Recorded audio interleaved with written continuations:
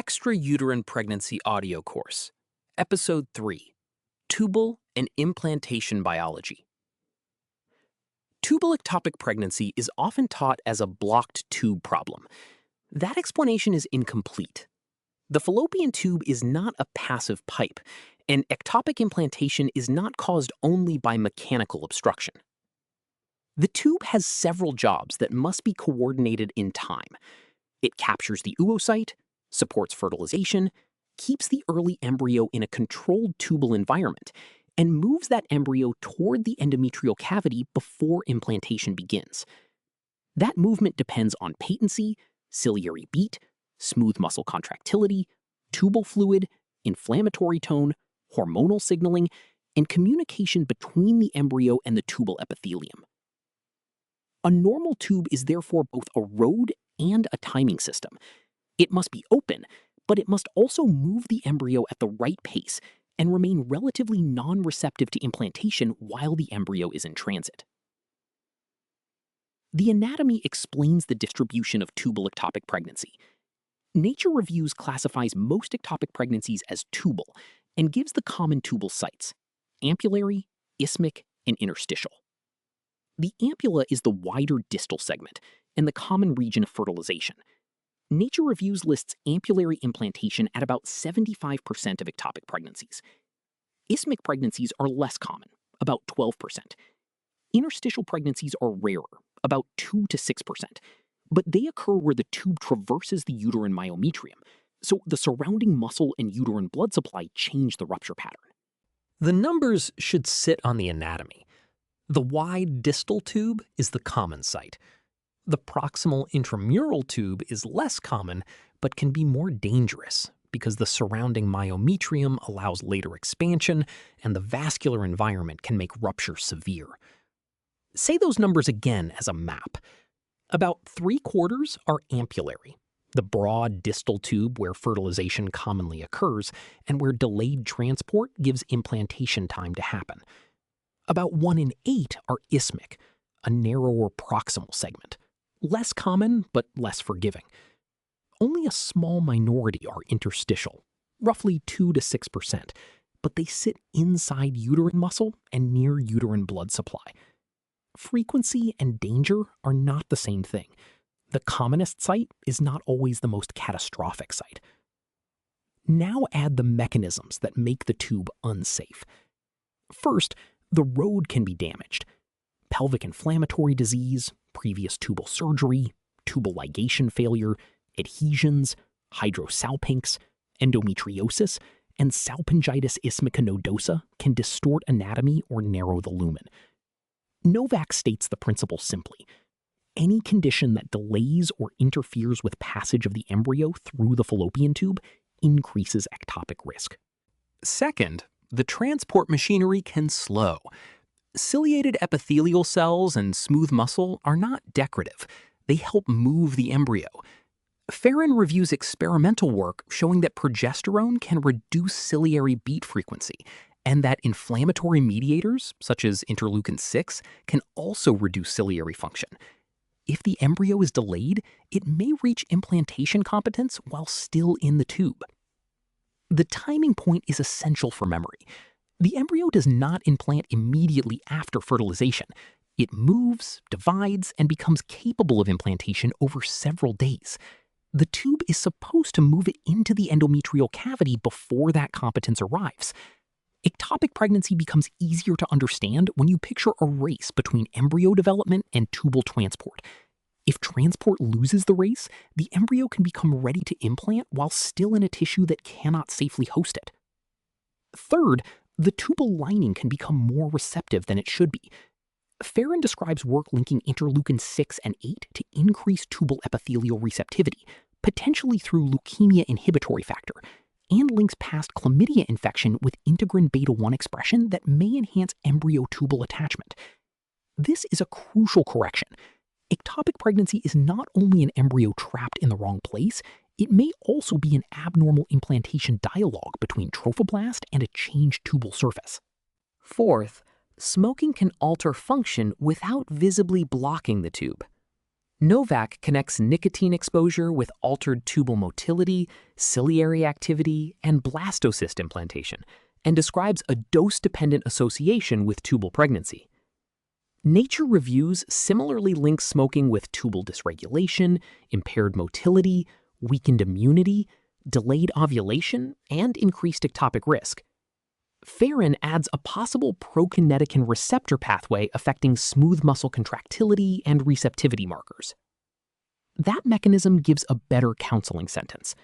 Smoking is not merely bad for pregnancy in a vague way, it may interfere with the tube's two central tasks: moving the embryo on time and preventing implantation before the embryo reaches the endometrial cavity. Chlamydia and PID teach another important point. The relevant disease may be historical, mild, or incompletely recognized.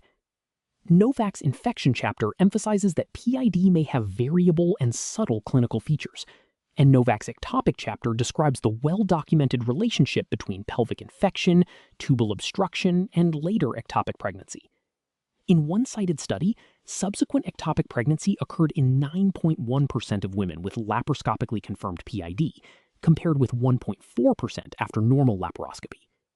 Tubal obstruction increased with repeated PID episodes, 13% after one episode, 35% after two, and 75% after three. The patient does not need to have active cervicitis at the ectopic visit for prior infection to matter. The ectopic pregnancy may be the late consequence of an old injury to transport, ciliary function, adhesions, or tubal receptivity. That delayed consequence is exactly why the history can be imperfect. Chlamydia may have been silent, PID may have been subtle, and the tube may look externally acceptable while microscopic ciliary and epithelial function are abnormal. A resident should not think only in terms of a visibly blocked tube. The tube can fail as a transport system before it looks like an obstructed pipe. This biology also explains why ectopic pregnancy behaves unpredictably. Farron separates failing tubal ectopic pregnancy from growing tubal ectopic pregnancy. A failing tubal ectopic may separate from its implantation site, producing bleeding into the tube, hematosalpinx, and sometimes blood passing through the fimbrial end into the peritoneal cavity. Pain may result from tubal distension or peritoneal irritation. The bleeding may remain limited, and the pregnancy may resolve. A growing tubal ectopic is different. Trophoblast can promote vascular development, invade tissue, and stretch the tube beyond what it can safely tolerate. Catastrophic hemorrhage can occur when the tubal wall becomes thinned, necrotic, ruptures, or is penetrated by trophoblast. Interstitial pregnancy may rupture later because surrounding myometrium permits more expansion, but when it ruptures, the bleeding can be substantial. This is why HCG and symptoms can be messy. A falling HCG can occur in a failing ectopic pregnancy and does not prove that the pregnancy was intrauterine. A small ectopic can produce pain if bleeding irritates the peritoneum. A larger or more biologically active ectopic may still be clinically quiet until rupture. The laboratory curve is a trophoblast signal, not a full description of the tissue bed. At the bedside, risk factors should be translated into mechanisms. Prior PID means possible ciliary injury, adhesions, obstruction, and altered tubal receptivity. Prior tubal surgery means altered anatomy and scarred transport. Endometriosis means inflammation and adhesions around the reproductive tract. Smoking means altered motility and signaling. IVF means both underlying tubal disease and embryo transfer conditions. Prior ectopic means the system has already demonstrated vulnerability. This is the repetition that should remain after the lecture. Obstruction, delayed transport, abnormal receptivity, and invasive trophoblast. Those four ideas organize nearly every risk factor. A risk factor becomes memorable when the resident can say which of the four it affects. PID affects transport and receptivity. Surgery affects anatomy. Smoking affects motility and signaling. Interstitial location affects rupture mechanics and bleeding. The facts stop being a list and become a physiology. Put that into a bedside patient. A woman with old chlamydia and a smoking history may not have a tube that is visibly closed. Her tube may still have fewer effective cilia, altered smooth muscle signaling, inflammatory epithelial changes, and adhesions that delay embryo movement by just enough. The embryo does not require a completely obstructed tube in order to implant ectopically. It requires a delay long enough for implantation competence to arrive while the embryo is still in the tube, plus a tubal surface permissive enough to allow attachment. That is why risks that look unrelated on the intake form collapse into one tissue-level story. That is also how to remember why some patients have no obvious risk factor. If ectopic pregnancy required a grossly blocked tube, the history would often reveal it. But if the disease can arise from subtle ciliary dysfunction, inflammatory receptivity, altered signaling, or embryo-tubal dialogue, then a normal history is not surprising. The mechanism itself explains why risk factor screening cannot be the whole diagnostic strategy. The resident should not memorize these as disconnected risks. They belong to one physiological question. Why might this embryo have been delayed in the tube? And why might this tubal surface have allowed implantation? Tubal ectopic pregnancy is therefore mistimed implantation in a transport organ. Mechanical obstruction is only one pathway.